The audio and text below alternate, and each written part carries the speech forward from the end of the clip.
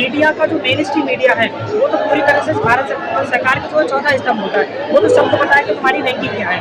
लगभग तकरीबन जो है 170 में से आपकी जो 159 आपकी रैंकिंग निकली है। अब आप ये कह देते कि ये जो रैंकिंग निकालने वाली जो संस्था है वो विदेश की है, तो इसे आप मानते नहीं है। तो इस देश की जनता भी तो नहीं इस बात को मानती है कि मेन स्ट्रीम मीडिया क्या कर रही है। मेन स्ट्रीम मीडिया शायद इस आवाज़ को पूरी तरीके से बुलंद तरीके से उठाती तो हमें सड़कों पर शायद हो सकता है तो उतरने की आवश्यकता ही नहीं है। कुछ तो ऐसा एक्साइटमेंट चाहता है चीज़ मिले ताकि उनकी जो है टीआरपी बढ़ोई जा सके कि देखिए यहाँ पर देश विरोधी नारे लग रहे हैं और ये देखिए एंटी नेशनल है, सारे के सारे जितने भी यहाँ पे आए हुए लोग हैं मेन स्ट्रीम मीडिया तो ये समझते हैं सब एंटी नेशनल है। अंग्रेजों से तो आजाद हो गए, अब नेताओं से आजाद होने की बारी है। 20 तारीख आ जाओ मेरे देश के युवा, इन 20 तारीख आ जाओ मेरे देश के युवा, इन नेताओं को उनकी औकात दिखाने की बारी है।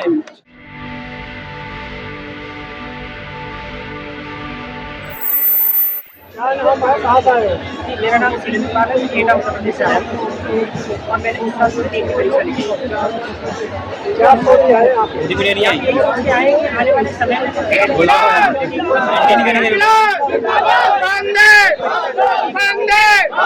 भारत माता की, भारत माता की, जय जय जय भीम, जय जय जय भीम। किसी भी स्टेट का, चाहे वो भारत सरकार से हो चाहे किसी अलग अलग स्टेट से हो, अभी तक जो कोई भी अकॉर्डिंगली नहीं कराते, अगर वो परीक्षा लीक हुई है तो उसका सर्टिफिकेट ठहराए और उन्हें इस्तीफा ले और इस्तीफा देंगे तो आने वाले बच्चों में रिजल्ट पैदा होगा कि वो भी अपने विभागों में जो है अच्छे तरीके से काम करेंगे। पहली बार आया हूँ, इससे पहले भी आया। इससे पहले भी मैं 2 बार आ चुका हूँ। सोनम वांगचुक जब यहाँ से पुलिस छात्र ले गई है, जब आपने सुना तब तक बोले आपका प्रतिक्रिया क्या है? मेरे प्रतिक्रिया एकदम से था ये पूरी तरह से जो है असंवैधानिक है, ऐसे इस तरीके से नहीं ले जाना चाहिए था, बात से बस करके बात को सुलझा लेना चाहिए था। कई बार तो उसके ले जाने की पूरी दिन हो गए, सरकार को जानी चाहिए थी, आवाज़ जानी चाहिए थी कि कम से कम उनकी आवाज़ को तो सुने, कम से कम बैठ कर बातचीत के लिए। आपके मन में तो ये नहीं चला कि अब पुलिस, अब ये जो प्रदर्शन चल रहा है अब ये पुलिस आएगा हटा देने, पुलिस आपको मन में नहीं आया? नहीं, ये कभी नहीं हटेगा, मुझे पता है क्योंकि ये यूथ के प्रदर्शन है, ये जल्दी से हार मानने वाले नहीं। अगर सरकार अपने ईगो पर है तो हम भी अपने ईगो पर आ डटे हुए हैं। नहीं, पब्लिक तो उन्हीं के नाम से आई है ना यहाँ पे। जी बिल्कुल आई। तो जब उनको उठा लगे आपको मन में नहीं आया, अब उनको उठा लगे बाकी पुलिस को पुलिस अपने आप करना पड़ेगा। हम तो कह रहे हैं कि सबको उठा के ले जाए, देखें मन में क्या मन में कुछ डर नहीं है, ना कोई भय है, ना कोई चिंता है और ना कोई द्वेष है। बस मन में यही है कि अगर उन्हें हिम्मत है तो उन्हें लगता है कि हम सब गलत करना है तो उठा के ले जाए, हम सब जेलों में जाने के लिए एकदम पूरी तरह से तैयार हैं। सोनम वांगचुक कब से चाहते हैं? सोनम वांगचुक को मैं काफ़ी समय से 2016 के बाद से मैं जानता हूँ, थोड़ी मैंने समझ संभाली है उसके बाद से उनका पता है। सोनम वांगचुक के बारे में कह रहा है कि ये चाइना के एजेंट है और ये नहीं, ऐसा कुछ भी नहीं है। सरकार ने बस अपनी तरफ से जो NSA भी लगाया था, पिछले साल जो है तकरीबन 6-7 महीने के आसपास उन्होंने जेल में रखा था। कहीं ना कहीं सरकार उनसे डरी हुई है कि उनको अगर स्ट्राइक को तो कहीं सरकार को पूरे प्रेशर पड़ रहा था कि इन्हें यहाँ से हटाया जाए, तो फिर बस हटाने के लिए उनका अगर स्ट्राइक तोड़वाने के लिए NSA लगा करके जो है जेल में रखा गया था। सुप्रीम कोर्ट की बात तय हो चुकी है कि उन्होंने कोई भी गलत काम नहीं किया है, वो चाइनीज एजेंट है, वो साइंटिस्ट है, उन्होंने देश दुनिया में नाम रोशन किया है भारत में। जो भीड़ देख रहे हो, इस भीड़ को देख करके आपका अंदर क्या साहस आ रहा है? कैसे आपको? बिल्कुल एकदम साहस आ रहा है। हम चाहते हैं इससे लोग और भीड़ इकट्ठी हो, कल हम जो है संसद की तरफ रुख करेंगे। पैर रखने का भी जगह नहीं है, बिल्कुल आज पैर रखने की जगह नहीं है। कल का क्या हाल हो? कल का इससे मुझे लगता है कि 4 गुना 5 गुना ज़्यादा भीड़ होगी और संसद की तरफ जो है वो करेंगे और सरकार को झुकना ही पड़ेगा और हमें प्रधानमंत्री को इस्तीफा देना ही पड़ेगा। सोनम वांगचुक का कमी महसूस नहीं हो रही है? नहीं, बिल्कुल नहीं करी, थोड़ी सी कमी तो महसूस है कि वो यहाँ पर नहीं है। अगर शायद होते तो और अच्छा बेहतर होगा, लेकिन वो कल के परसों हो सकता है वापस फिर से यहाँ पर उपस्थित होंगे। अब के ऊपर जो स्याही फेंकी गई है, उस स्याही को आप कैसे देखते हैं? देखिए स्याही को जो है इसमें कुछ लोग जो है विपक्षी पार्टियों के भी और विपक्षी लोग भी आ जाते हैं जो मतलब कह सकते हैं कि वो नहीं चाहते कि ये सब चीज़ें जो है वो एक लड़ाने का काम करते हैं, लड़ाने का काम करते हैं। बस यही है, अपनी जिंदगी भी जो है डरने वाले नहीं है। उन्हें जितनी स्याही फेंकनी है, जितना जो कुछ भी करना है, जेलों में भरना है, जो कुछ भी करना कर सकते हैं। सर, ये जो मीडिया है क्या इंतजार कर रही थी कि सोनम जी को यहाँ से उठाया, हम यहाँ पर खेले, तो उसके पहले नहीं सोना मीडिया वाले आया का जो मेन स्ट्रीम मीडिया है वो तो पूरी तरह से भारत सरकार का जो चौथा स्तंभ होता है, वो तो सबको पता है कि तुम्हारी रैंकिंग क्या है। लगभग तकरीबन जो है 170 में से आपकी जो 159 आपकी रैंकिंग निकली है। अब आप ये कह देते कि ये जो रैंकिंग निकालने वाली जो संस्था है वो विदेश की है, तो इसे आप मानते नहीं है। तो इस देश की जनता भी तो नहीं इस बात को मानती है कि मेन स्ट्रीम मीडिया क्या कर रही है। मेन स्ट्रीम मीडिया शायद इस आवाज़ को पूरी तरीके से बुलंद तरीके से उठाती तो हमें सड़कों पर शायद हो सकता है तो उतरने की आवश्यकता ही नहीं है। मेन मीडिया यहाँ तक क्यों आई, ताकि ये सोचा होगा कि यहाँ से उखड़ जाएगा धर्म। कुछ तो उन्हें थोड़ा सा उत्तेजन मिल जाए, कुछ तो ऐसा एक्साइटमेंट टाइप की चीज़ मिल जाए ताकि उनकी जो है टीआरपी बढ़ाई जा सके कि देखिए यहाँ पर देश विरोधी नारे लग रहे हैं और ये देखिए एंटी नेशनल है, सारे के सारे जितने भी यहाँ पे आए हुए लोग हैं रजिस्ट्री मीडिया तो ये समझते हैं सब एंटी नेशनल है। यहाँ पर इनकलाब का नारा, ये राष्ट्रपति का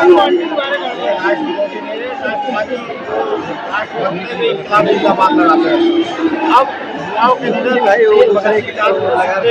शहीद उधम सिंह जैसे हमारे जो शहीद हुए हैं उनका जोश आ गया है और सरकार को खाड़ कर पाएंगे, क्योंकि युवा शक्ति ने ही भाजपा सरकार को बनाया था और युवा शक्ति भाजपा सरकार को हटाएगी। वो वीडियो हमने देखा था तो जो आज तक की एंकर थी जब बोला आपके मंच पे इनकलाब का देखिए वो आज तक के एंकर है या जी मीडिया है, ये जितने भी ये मीडिया है ये सब मोदी की भाग मीडिया है, मोदी के लिए काम कर रहे हैं। जो बुनियादी मुद्दे हैं वे नहीं उठाते, की तरफ से शायद अलग से कोई परिभाषा बना दी है राष्ट्रवादी होने की और एंटी नेशनल होने की। ये कोई मुस्लिम प्रोटेस्ट करता है तो ये उसको पाकिस्तानी बोलते हैं, किसान प्रोटेस्ट करते हैं तो खालिस्तानी बोलते हैं, स्टूडेंट कोई प्रोटेस्ट करता है तो वो विदेशी फंडेड है ये बोलते हैं, आदिवासी करते हैं तो नक्सली बोलते हैं। तो इन्होंने हर एक की करें कि चाइनीज एजेंट है ये विकास को रोड़ा कर रहे हैं। अगर ये चाइनीज एजेंट तो प्रूफ क्यों नहीं कर पाए, छोड़ा की वजह से।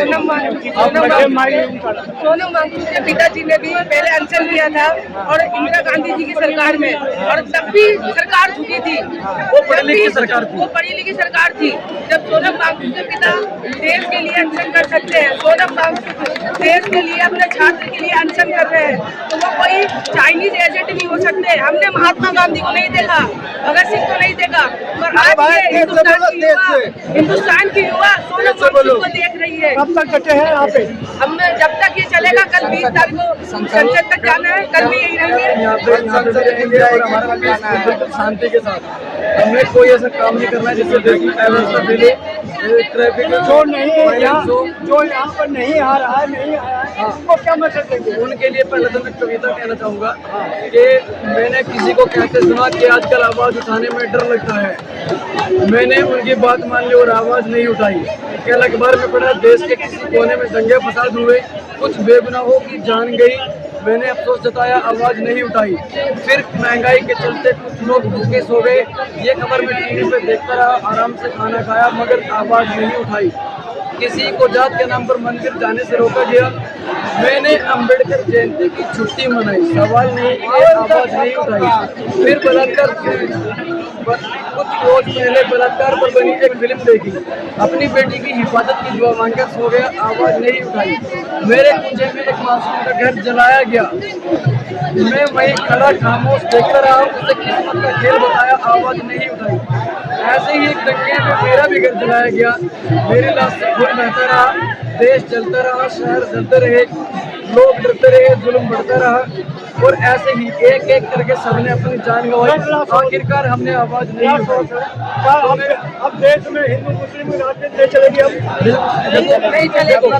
देखो मैं बोलता हूँ अभी सब हर कोई, मैं भी इसी में हूँ, सरकार को जिम्मेदार ठहरे हैं और चूँकि सरकार जिम्मेदार है, लेकिन मैं कहीं ना कहीं मानता हूँ मैं भी जिम्मेदार हूँ, हर व्यक्ति जिम्मेदार है, क्योंकि हम वोट देते हैं धर्म और जाति देखकर, हम वोट देते हैं उनका खानदान देखकर, हम वोट देते हैं अपना बाप मानकर उनको। अगर हम काम के दम पर वोट दिए होते तो शायद आज ये नौबत ना होती। आज देश की ये हालत है, आप देख रहे हो कि हमारा देश हंगर स्ट्राइक में। मैं कह रहा हूँ कि कल का कैसे आप देख रहे हैं, कल जो संघर्ष कल अंतिम है, तो अंतिम नहीं है, देखो अंतिम है, हमारी फर्स्ट प्रायोरिटी है कि शिक्षा मंत्री इस्तीफा दे। देखो जब तक इस्तीफा नहीं देगा तो मैं आपको बता दूं ये संघर्ष जारी रहेगा, जारी रहेगा, बिल्कुल जारी रहेगा। आपको करने लग रहे हैं बात का डर, हाँ, हजारों युवा इतनी गर्मी में आके खड़े हुए हैं, जब उन्हें डर नहीं लग रहा तो हम कौन सी चीजें, हम क्यों डरेंगे? अरे कहा जाता है आप लोग पढ़ाई वढ़ाई ध्यान दीजिए, पढ़ाई चल रही है, क्या करेंगे? पेपर लीक होगा सर, हम एक एक नारा देना चाहते हैं सर कि अंग्रेजों से तो आजाद हो गए, अब नेताओं से आजाद होने की बारी है।